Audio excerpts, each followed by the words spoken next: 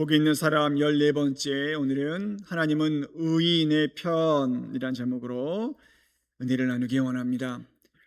자, 신앙 질문을 드려 볼 테니까 여러분 한번 답을 해보시길 바랍니다. 답하기 조금 곤란하실 수도 있으니까 그냥 속으로 답하셔도 됩니다. 하나님 앞에 의롭고 하나님 앞에 정직하고 선하게 사는 의인이 성공할 수 있을까요? 여러분, 정말 하나님 앞에 신실하게 살아가는 하나님의 백성이 이 세상에서 성공할 수 있을까요? 속으로 답하시면 됩니다. 얼마 전에 기독교 모 단체에서 이 주제를 가지고 설문조사를 했습니다. 여러분의 자녀들에게 정말 하나님 앞에 정직하고 의롭게 살면 무슨 일을 해도 형통할 거야, 이렇게 가르치십니까? 아니면 융통성을 가져라, 답답하게 하지 말고 어느 정도 융통성을 가져야 성공한다, 이렇게 가르치시나요? 이렇게 질문을 드렸더니 교회를 다니시는 분 50% 정도는 융통성을 가져야 성공할 수 있다, 그렇게 가르치더라는 것입니다. 자, 사랑하는 성도 여러분, 그러니까 우리는 현실에서 살고 또 때로는 믿음으로 살지 않습니까? 그러니까 어떻게 보면 우리는 하늘에서 살지만 또 땅에서도 살아야 되는 이런 이중적인 모습인지도 모릅니다. 그래서 우리가 이 부분이 중요한데, 우리는 다시 말하면 예수님을 믿는 사람들은 의인은 절대 하나님 앞에 성공한다, 의인은 필패다, 패하지 않는다, 의인은 하나님 앞에 온전히 설 수 있다, 이걸 확실하게 믿는 것이 필요할 것 같습니다. 다윗은 시편 37편 25절에 뭐라고 말하냐면, 내가 어려서부터 늙기까지 의인이 버림을 당하는 것과 그 자손이 걸식함을 당하는 걸 내가 보지 못했다, 이런 고백을 합니다. 굉장히 중요한 고백 아닙니까? 내가 어려서부터 나이가 많이 들 때까지 의인들이, 하나님 앞에 정직하고 하나님 앞에 신실한 사람들이 버림을 당하거나 그의 자손들이 거지가 되고 망하고 이런 걸 본 적이 없다는 거예요. 굉장히 중요한 신앙의 고백인 거죠. 자, 하나 예를 들어 드리면 지난 2010년 12월 23일에 있었던 사건입니다. 그날 밤에요, 어느 집에, 그 집이 우리나라에 그 귀금속 협회가 있나 봐요. 제가 이걸 보면서 처음 알았는데, 귀금속 협회를 운영하는 그 회장님 집에 4인조 복면 강도가 들어갑니다. 귀금속 협회 회장인 줄 알고 들어간 거죠.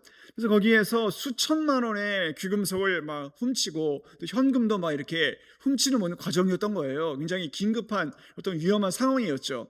그런데 어느 한 강도가 여기저기 막 장롱이니 뭐니 다 이렇게 뒤지다가 어느 상패를 하나, 이렇게 오래된 상패를 들고 막 이렇게 온 거예요, 그 회장님한테.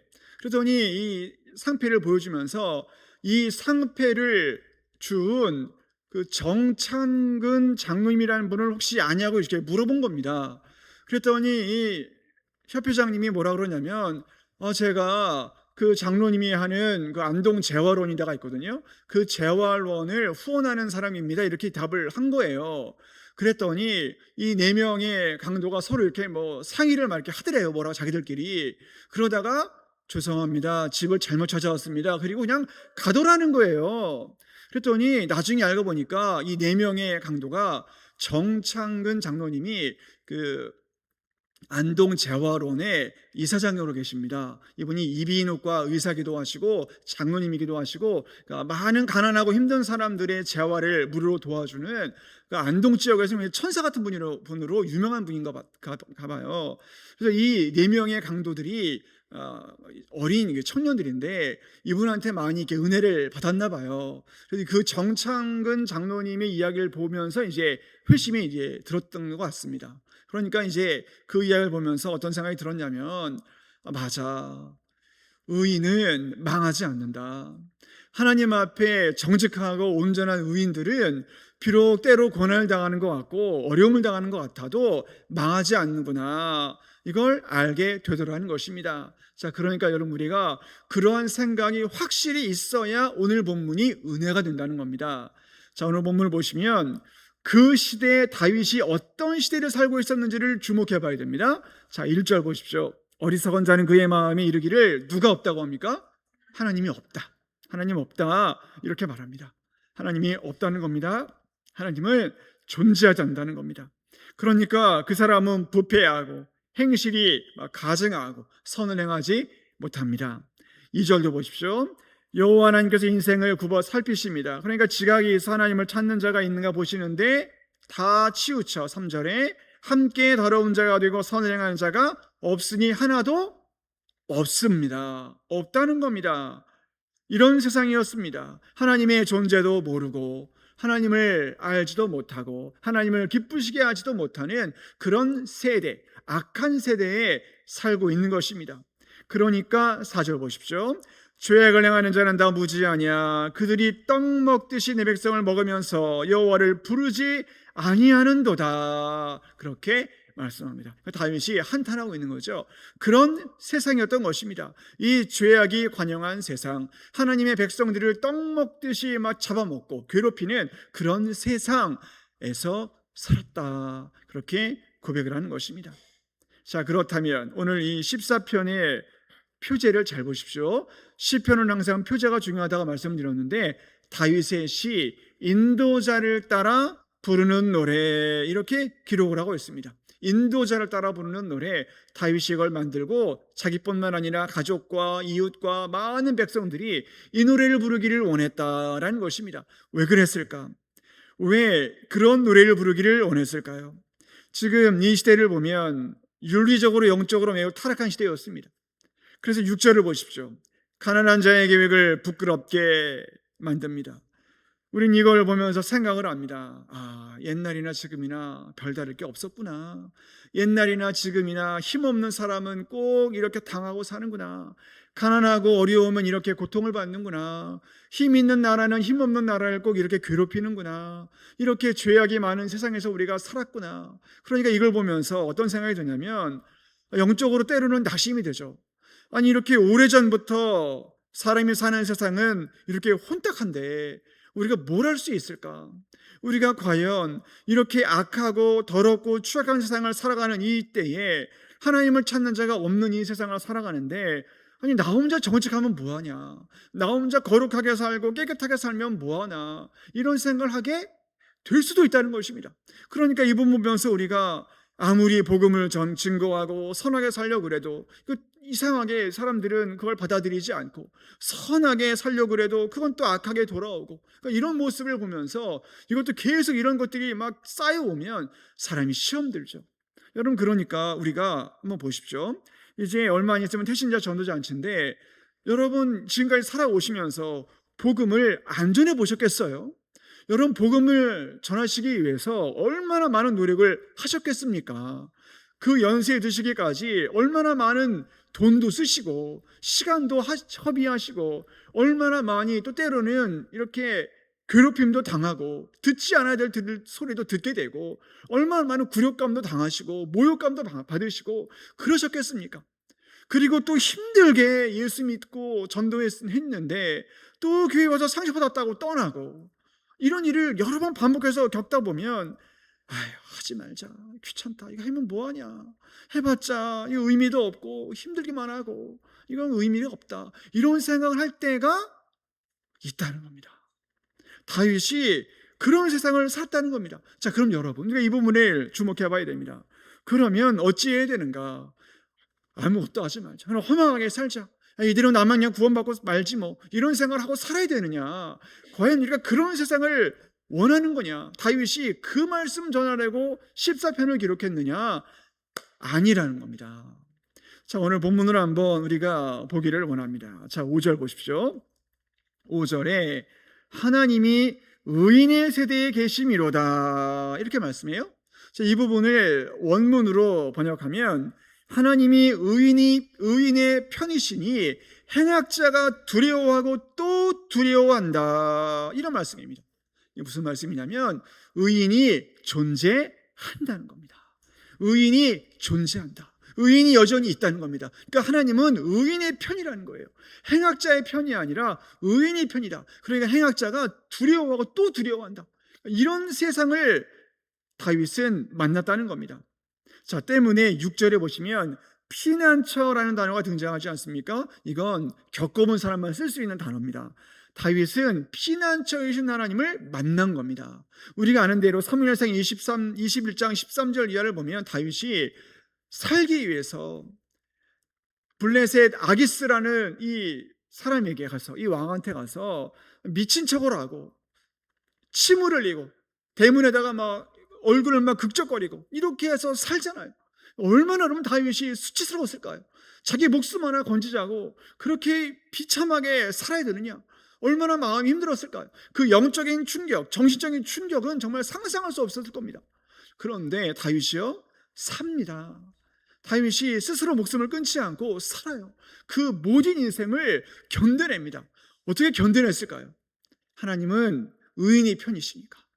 하나님은 의인의 편인 걸 알기 때문에, 하나님은 피난처를 예비하셔가지고 의인들이 살 수 있도록 도와주시니까, 그걸 알기 때문에 견딘 거였습니다. 사랑하는 성도 여러분, 우리가 이 부분을 기억할 수 있어야 됩니다. 의인은 존재합니다. 의인은 하나님이 함께 하시고 하나님이 그들의 편이 되신다는 걸 우리는 꼭 기억할 수 있어야 됩니다. 여러분, 지금까지 지난 봄부터 지난 겨울부터 지금까지 오면서 우리나라에서 최근에 유행했던 하나의 영화가 있는데, 지금도 하고 있는 것 같은데, 왕과 사는 남자라는 영화가 있죠. 보신 분들 계실지 모르겠지만은 저는 아직은 이제 보지를 못했는데, 그 영화의 내용은 우리가 다 알지 않습니까? 우리가 잘 아는 단종에 대한 내용이죠. 1453년에 우리가 잘 아는 수양대군이 개유정난을 일으키지 않습니까? 개유년에 일어난 난을 일으킵니다. 이 난에서 이 수양대군이 많은 사람을 죽입니다. 김종서, 황보인 다 죽이고, 안평대군 귀양본에서 또 죽이고, 여러 사람을 죽여요. 그러다가 조카 단종을 맞고 또 겁박을 하죠. 그러니까 1455년에 단종이 이 삼촌한테, 수양대군에게 왕위를 넘겨주고 자기는 내려오지 않습니까? 이 수양대군이 거기서 끝내질 않죠. 이 수양대군이 이 단종을 강원도 영월에 있는 청룡포라는 곳에 또 유배를 보내지 않습니까? 그리고 거기서 유배를 당하게 되고, 그 유배를 당하는 곳에서 또 어몽도라는 사람과 같이 지내고 이런 내용이 이제 거기에 이제 나와요. 그런데 제가 이걸 이제 준비하면서 세조라는 사람을, 그 수양대군이 나중에 세조가 되지 않습니까? 여러분, 이 세조가요 참 많은 업적을 가진 사람이거든요.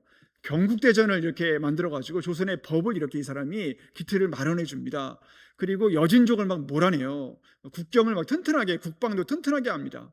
그리고 토지개혁도 해가지고 어려운 사람들을 살 수 있게 해주고, 또 왕권을 강화시켜가지고 어지러운 나라를 이렇게 안정시켰거든요. 그러니까 업적이 많은 사람이에요. 그런데 왜 이렇게 오랜 세월이 지났는데도 불구하고 사람들은 세조가 아니라 단종을 그리워할까요? 또 때로는 어몽도라는 사람을 그리워할까요?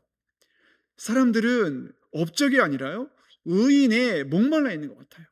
사람들은 지금도 의인을 보고 싶어 하는 것 같습니다. 여러분, 이 어몽도라는 사람이 이 영화에 어떻게 나오냐면, 이 단종이 죽거든요. 죽임을 당하죠. 그런 다음에 이 단종을 이렇게 대충 싸가지고 강에다 이렇게 버리잖아요. 이 강에다가 버린 다음에 이 시신을 수습하는 사람 3족을 멸한다고 이렇게 위협을 하거든요. 그럼에도 불구하고 이 어몽도가 시신을 이렇게 수습을 합니다. 그리고 이렇게 묻어줘요. 장사를 지내줍니다. 그러니까 완전히 의인이었죠. 그런 제가 그 모습을 보면서 누가 생각났냐면, 누가복음 23장 50절에 나오는 아리마대 사람 요셉이 생각났어요. 여러분, 요셉이 어떻게 했습니까? 예수님이 십자가에 달려 죽잖아요. 그런데 여러분, 그 당시에 십자가형을 받는 사람들은 로마의 반역자거든요. 그 시신을 수습하면 죽어요. 그러니까 안 됩니다, 수습하면요. 그런데 이 요셉이 당당하게 빌라도한테 가서 예수님이 시체 달라고 합니다. 이 빌라도가 또 줘요, 시신을요. 이 받은 다음에 어떻게 합니까? 세마포로 곱게 예수님을 싸고, 아무도 장사하지 않은 자기 집에 있는 그 무덤에다 장사를 보내주잖아요. 그러니까 누가복음 23장 50절에 이 아리마대 요셉을 뭐라고 설명하니, 이렇게 설명을 합니다. 공의 의원으로 선하고 의로운 요셉이라 하는 사람이 있으니, 이렇게 설명해요. 선하고 의로운 사람이었대요. 요셉이요. 그 예수님을 장사시켜줘서. 무슨 말씀을 드리고 싶은 거냐면, 여러분, 업적은 중요하죠. 이 사람이 어떤 업적을 이루었느냐 너무 중요합니다. 여러분, 그런데 업적보다 더 중요한 게 있어요. 그게 뭐냐면 의인이냐 아니냐는 거예요. 그 사람이 정말 하나님 앞에 바로 서 있는 사람이냐 아니냐, 그게 훨씬 중요하다는 겁니다. 하나님이 그걸 우리들에게 지금도 보여주고 있는 겁니다. 역사가 그걸 증언하고 있는 겁니다. 자, 여러분, 업적은 중요합니다. 교회가 부흥되고 성도 많아지고 예배당 세력 건축하고 재정이 풍성해지고 예배당 꽉꽉 차고 너무 좋죠. 여러분, 저도 그걸 기도하거든요. 저도 하나님 앞에, 주님, 제가 남사교회 섬기는 동안 그런 일이 있으면 좋겠습니다. 그 제가 많은 사람들한테 막 역시 그 목사님 있을 때 교회가 부흥됐지, 최고였어, 업적이 최고였어, 이런 칭찬 듣고 싶어요. 저도요. 그런데 여러분, 그보다 더 중요한 게 있어요. 저에게는요.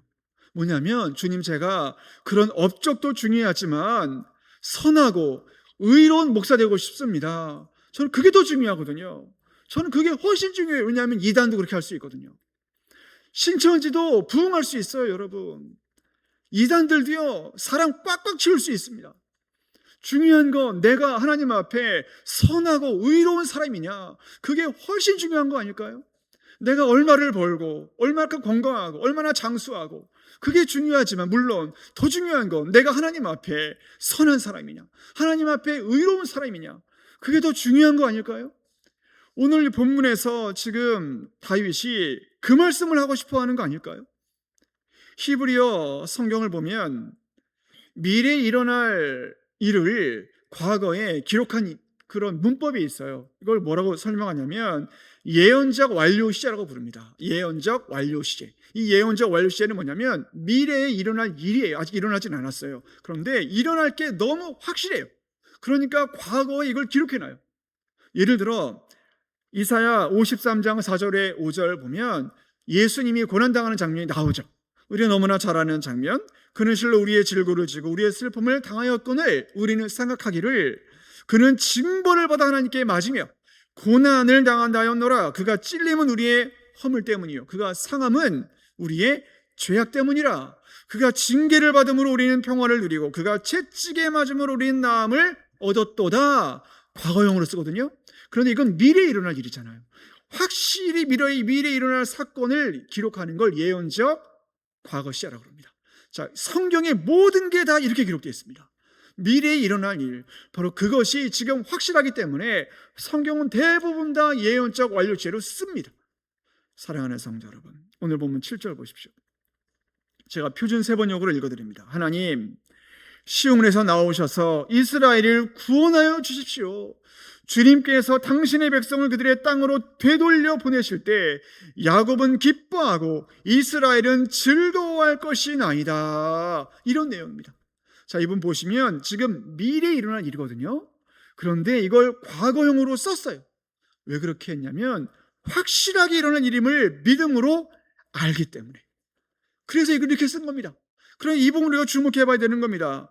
구약을 살았던 의인들은 오실 메시아를 기다렸습니다.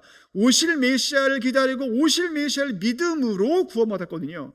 그러니까 그걸 의인들이라 그래요. 아직 일어나진 않았지만, 아직 예수 그리스도 이 땅에 오진 않았지만 구약시대 백성들은, 그러나 오실 메시아를 믿음으로 구원받고 믿음으로 사는 사람들을 의인이다 이렇게 불렀고, 그 사람들을 복 있는 사람 불렀던 것입니다. 오늘도 우리도 마찬가지 아닙니까? 우리도 지금 오실 주님을 기대하고 있잖아요. 오실 주님을 우리가 확실하게 믿고 살잖아요. 그것을 의인이라고 부르는 것이고, 그 의인들을 복 있는 사람 부르는 것입니다. 그러니까 사랑하는 성도 여러분, 의인의 삶을 사시기를 원합니다.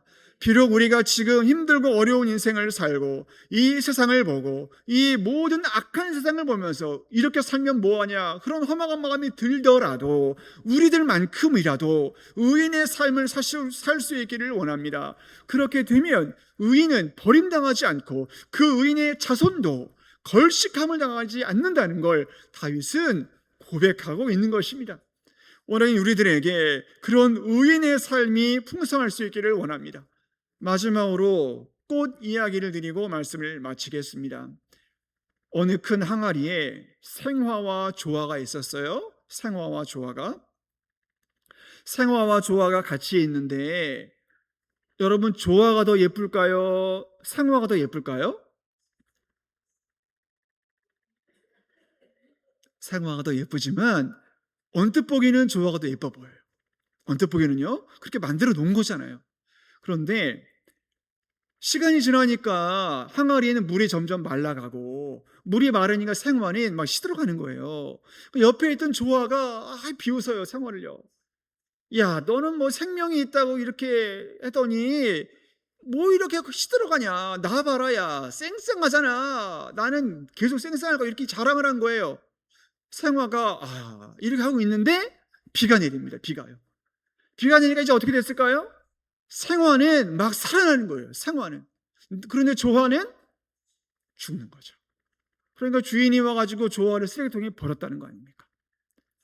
자, 사랑하는 성도 여러분, 잠언서 10장 30절, 의인은 영영이 이동되지 아니하여도 악인은 땅에 거하지 못하게 되도다 말씀하셨습니다. 의인은 영영이 거하지만 악인은 못 견딘다는 것입니다. 여러분, 원하기는 오늘 이 말씀 꼭 기억하시고 의인의 삶을 사시기를 원합니다. 어디에서나 의인의 삶을 사셔서 생화처럼 하나님의 은혜만을 사모하시고 진정한 복 있는 사람으로 살아가시기를 주의 이름으로 간절히 축원합니다. 아멘.